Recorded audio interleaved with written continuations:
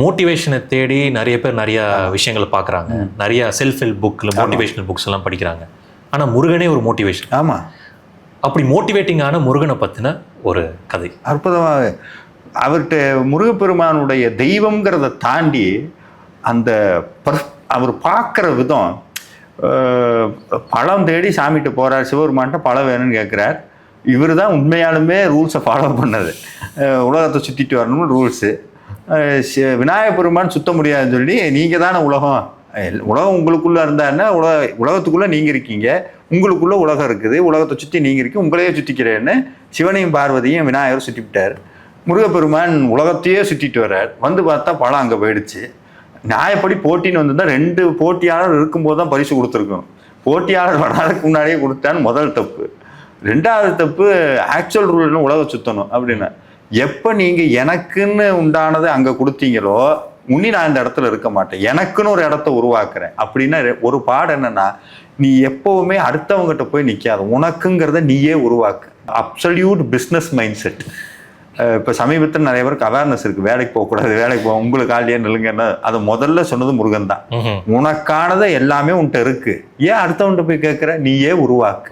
உருவாக்க போனால் என்ன வரும், போகும்போதே ப்ளஷரை தேடி போகாது. நிறைய பேர் என்னென்னா இன்னைக்கு எடுத்துன்னே என்ன சொல்கிறாங்கன்னா, படித்து முடிச்சுன்னா அப்படியே போய் ஜம்முன்னு உட்காந்துடணும், கஷ்டமே படக்கூடாது. முருகன் சொன்னார் அப்படிலாம் போகவே முடியாது, உனக்குன்னு ஒன்று உருவாக்கணும்னா உன்கிட்ட ஒன்றுமே இருக்காது. ஆண்டியா போனார், கஷ்டப்படு. ஆனால் இருக்கும்போது ராஜா வீட்டு குழந்தை, உலகத்திலேயே மிகப்பெரிய ராஜா, கைலாயசத்தில் இருக்கிறவங்க செல்லக்குட்டி, 2வது மகன், எத்தனை சொத்து இருக்குது, அப்பா சொடக்கு போட்டால் எல்லாம் வரும், எதுவுமே வேண்டான்ட்டார், போய் நின்னார், தனக்குன்னு உருவாக்குனார். கடைசியில் என்ன ஆச்சுன்னா அப்பாவோட மவுசு பிள்ளைக்கு வந்துருச்சு.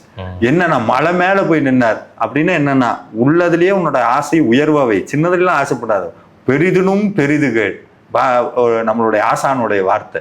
இடத்துல போய் நின்று கஷ்டப்படு, எல்லாம் உன்னை தேடி வரும். ஏன்னா அதே மாதிரி தப்புன்னு தெரிஞ்சிருச்சுன்னா முதல்ல சுட்டி காட்டினது முருகப்பெருமான் தான். பிரம்மா வந்து பிரணவத்துக்கு பொருள் தெரியாதுன்னு சொன்னார். பொருள் தெரியாமல் இருக்கிற நீ எப்படி படைக்கிறதுக்கு அருகதையா இருக்க முடியும் அப்படின்னா என்னன்னா, படிக்காம இருந்தால் பதவியில் இருக்கக்கூடாதுங்கிறது அன்னைக்கே சொல்லிவிட்டார். கொட்டி சிறையில் அடைக்கிறார். சிவபெருமான் வரார், ரெக்கமெண்டேஷன் பண்றார். எவ்வளவு ரெக்கமெண்டேஷன், ஹை ரெக்கமெண்டேஷன் வந்தாலும் தப்புன்னா தப்பு தான் சொன்னவர் சிவபெருமான். நேர்மையை சொல்றார். சிவபெருமான் உனக்கு தெரியுமான்னு கேட்கிறார். தெரியுங்கிறார். சொல்லுங்கிறார். எப்ப நீ என்கிட்ட கேட்டுட்டியோ, நான் டீச்சர், நீ ஸ்டூடெண்ட், நான் மேலதான் இருக்கணும், நீ கீழே தான் இருக்கணும், சிவபெருமானே உட்கார வைக்கிறார். அப்படின்னா என்னன்னா, நம்ம வாழ்க்கையில ஜெயிக்கிறதுக்கு உண்டான அத்தனை விஷயத்தையும் சொல்லி கொடுக்கிறார். அதே மாதிரி தனக்கு தெரிந்திருந்தாலும் கேட்டு அதை வாங்குறதுல ஒரு தனி ருசி. ஔவையார்ட்ட வந்து கேட்கிறார், அரிது எது பெரிது எது, ஔவையார்ட்ட கேட்கிறாங்க, அரிது அரிது மானிடாய் பிறத்தல் எது. ஔவையாருக்கும் முருகனுக்கும் நடந்தது. அதே மாதிரி முருகப்பெருமான் தினமும் வாசிப்பாராம். சாமி சொல்றார், செந்தமிழ் நூல் விரித்தோனை. அவருக்கு படிப்பின் மேலையும் தமிழ் மேலையும் தீராத காதல் உடையவர். எதனால அது? ஏன்னா தமிழ் கடவுள்னாலே முருகன், தமிழை சுத்தி தானே இருக்குது. அது எதனால வந்தது? தமிழ் கடவுள்னு நம்ம அப்படி சின்னதுபடுத்திட முடியாது. அவர் எல்லா மொழிக்கும் கடவுள். ஆனா அவருடைய ரொம்ப தனிப்பட்ட ஒரு ஃபேவரட் அப்படின்னா தமிழ். ஏன்னா அவர் தான் அகத்தியருக்கு தமிழ் இலக்கண நூலை சொல்லிட்டு இருக்கிறார். அவர் அதுக்கப்புறம் தான் நம்ம தமிழ்ல இருந்த தொல்காப்பியம் இதெல்லாம் வருது. அது மட்டும் இல்லாம தமிழே முருகனுடைய வடிவமாகத்தான் கருதப்படுகிறது. அவருக்கு ரொம்ப இஷ்டமானதும் தமிழ் தான். அதை விட என்னன்னா, சிவபெருமானும் முருகனும் தமிழ்ல தான் பேசிட்டாங்க. அருணகிரிநாதர் திருப்புகழ்ல பதிவு பண்றார். அது மட்டும் இல்லாம முருகனுடைய அடியார்கள் யாரையெல்லாம் முருகன் ஆட்கொண்டாரோ, இப்படி வந்து நேரடியா வந்து ஆட்கொண்டாரோ, அவங்க அத்தனை பேரும் முதல்ல பண்றது எதுன்னா தமிழ்ல பாடுவாங்க. அப்படின்னா என்னன்னா, தமிழ்ல பாடுனா முருகனுக்கு பிடிக்கும். ஒரு அற்புதமான ஒரு வார்த்தை கூடி வரும்னா, செந்தமிழ்னால திட்டுனா கூடி வாழ வைப்பாரான், வைதாரையும் வாழ வைப்பான். செந்தமிழ்னால திட்டுனா கூடி அவ்வளவு விருப்பம் தமிழ் மேல. ஏன்னா தமிழ வளர்க்கறதுக்காக முருகனே மதுரையில பிறந்திருக்கிறார். முருகனுடைய அம்சம் தாங்கி ருத்ர ஜென்மன்னு ஒரு குழந்தை பிறக்குது. அந்த குழந்தை ஊமை, பேசாது. அந்த சங்கம் வைத்து தமிழ் வளர்த்தன்னு ஒரு வரலாறு நமக்கு தெரியும். அதுல இருந்த முதல் சங்கத்தினுடைய தலைவர் யாருன்னா சிவபெருமான், முருகன் தான். அதுல சிவபெருமானே ஒரு நூலை பாண்டிய மன்னனுக்கு பரிசு கொடுக்கிறார். அந்த நூலுக்கு விளக்க உரை எழுதணும். சிவபெருமான் எழுதிய நூலுக்கு யார் எக்ஸ்பிளனேஷன் எழுதுறது, யார் தகுதியானவங்க அப்படிங்கும்போது பாண்டிய மன்னனுக்கு ஒரு சஞ்சலம் வருது. தப்பானதை தேர்ந்தெடுத்துட்டா என்ன பண்றதுன்னா எல்லாத்தையும் விளக்க உரை எழுத சொல்றாரு. குமியுது எக்ஸ்பிளனேஷன் எழுதி. இதுல எது பெஸ்ட்னு எப்படி செலக்ட் பண்றது? அதுக்கு நமக்கு தகுதி கிடையாது. நேரா சுந்தரேஸ்வரர்கிட்ட போய் நின்னார். பா இத்தனை வந்திருக்கு, எது சிறந்த நூல் அப்படின்னு நான் எப்படி கண்டுபிடிக்கிறதுன்னு அவர் சொன்னார்.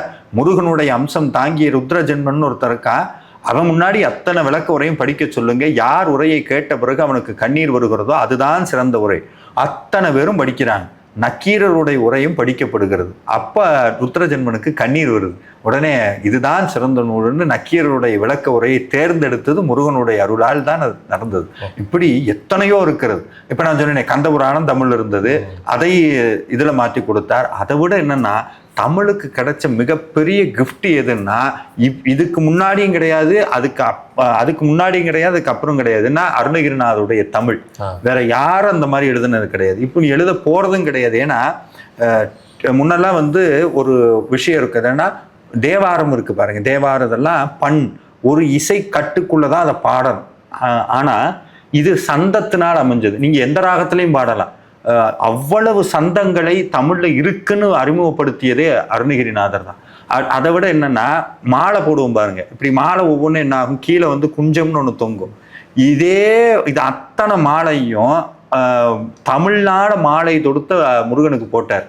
சாமி சொல்றார், செந்தமிழ் சொல் பாவின் மாலைக்கார அப்படின்னு திருப்புகழ்ல சொல்றாரு. என்னன்னா மாலைன்னா ஒரு குஞ்சம் தொங்கணும். திருப்புகள் என்ன ஆகும்னா முத்தை தரு பக்தி திருநகை அத்திக்கிரை சக்தி சரவண முக்திக்கொரு வித்து குருபர என ஓதும் தனியா நிற்கும். அதுதான் மாலையினுடைய குஞ்சம். இப்படி ஒவ்வொன்னா அடுக்கி தமிழ்ல அப்படி ஒரு தமிழ் வேற எந்த பாட்டிலையும் கிடையாது. இது அத்தனையும் கொடுத்தது யாருன்னா முருகன் தான். திருப்புகளுக்கு இவ்வளவு ஆற்றல் வந்தது காரணம் முருகன் தான் அதை பாடுனது. முருகனுடைய நேர்மையை பத்தி சொன்னீங்க. ஆமா, முருகனுடைய வீரத்தை பத்தி சொல்றேன். வீரம்னு சொன்னாலே அது முருகன் தான். ஏன்னா ஒரு வீரனுடைய அழகு என்னன்னா பகைவரை ஜெயிப்பதல்ல, பகைவனை மாற்றுவது. உலகத்திலேயே நடந்த போர்ல அதிக நாள் நடந்த போர் முருகனுக்கும் சூரபத்மனுக்கும் நடந்த போர் தான். அந்த சுவாமி சொல்றார், சூடிய தடக்கை வேல்கொடு சூர்தலை துணித்த பெருமாளே அப்படிங்கிறார். இந்த சூரபத்மனுடைய போர் எவ்வளவு கடுமையா இருந்ததுங்கிறத முதல் திருப்புகள்லயே விவரிக்கிறார். முதல்ல அவர் பாடின திருப்புகள்லயே சொல்றார், அந்த பைரவனும் காளியும் ஆட அப்படி ஒரு கோரமான போர் நடக்குது. 10 தலை தத்தை தனை கொடு ஒற்றைக்கிரி மத்தை பொறுதொரு பட்டப்பகல் வட்டத்திகிரி இரவாக பக்தர்கிற தத்தை கடவிய பச்சை புயல் மெச்ச தகுபொரு பட்சித்தொடு ரட்சித் தருவது ஒரு நாளே தித்தித்தைய ஒத்த பரிவுற நித்தற்பதம் வைத்து பைரவி திக்கொட்க நடிக்க கழுகொடு கழுதாட பேய்களும் நரிகளும் காளியும் ஆடுற அளவுக்கு அந்த இடம் மோசமா இருக்கு. திக்குப்பரி அட்ட பைரவர் தொக்கு கொகு தொக்கு தொகு தொகு சித்திரப்பவருக்கு திருகடக என ஓத காளி ஆடவும் பைரவர் தாளம் போடுறார். ஏன்னா காளி ஆடுனா அங்க மயானத்துலதான் ஆடுவா. போர் நடந்த இடம் மயானமாகிற அளவுக்கு உடல்கள் சிதறி கிடக்குது. அந்த சந்தோஷத்துல, ஏன்னா இறந்தவன் பூரா கெட்டவன், அரக்கர் கூட்டம் இறந்ததை பார்த்து பைரவனும் ஆடுறாங்க. குக்கு குகு குக்கு குகு குட்டுப்பதை புக்கு பிடி என முதுகூகை.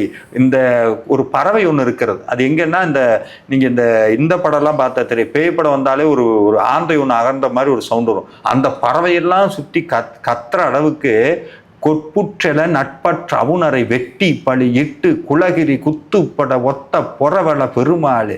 அந்த அப்படி எதிர்த்து வந்த அத்தனை பேரையும் வெட்டி பழி போட்டுக்கிட்டே இருந்தார்.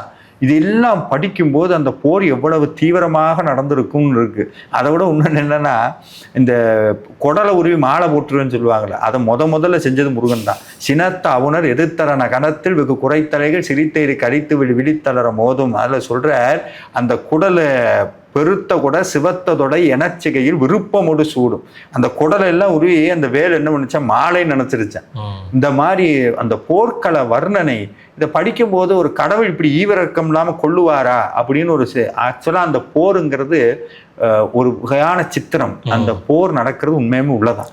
ஒரு மிகச்சிறந்த வீரனுடைய அழகு என்னன்னா பிறரை அடக்குவதல்ல, தன்னை அடக்குவது. தன் வாழ்க்கையில் தன்னை எதையெல்லாம் தோக்கடிக்கும்னு இருக்கும். நமக்கு நல்லா தெரியுங்க, நம்மளை எது தோக்கடிக்கும் நமக்கு நல்லா தெரியும்.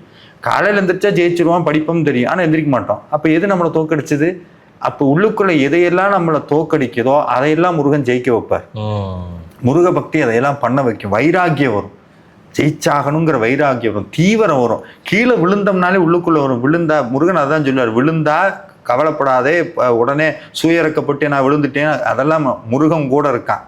நான் என்னைக்கும் உன்னை தூக்கி நிப்பாட்டுவேன், எப்போ ஓடுனாலும் ஓடணும், ஜெயிக்கணும், வாழ்க்கையில் ஒரு உன்னதமான ஒரு நோக்கத்தை வச்சுக்கணும், இதை நோக்கி ஓடணும், உங்கூட வேல் என்னைக்கும் துணையாக இருக்கும். இதுதான் சாமியினுடைய வீரத்தினுடைய அடையாளம். அப்போ பக்தர்களோட வாழ்க்கையை சொல்ல போனா ரஜினிகாந்த் படம் மாதிரி இருக்கணும். ஆமா, அதே அண்ணாமலை மாதிரி. ஆமா ஆமா. உங்க வாழ்க்கை எது வந்தாலும் அதை பார்த்து சோகப்படக்கூடாது, தோன்றக்கூடாது.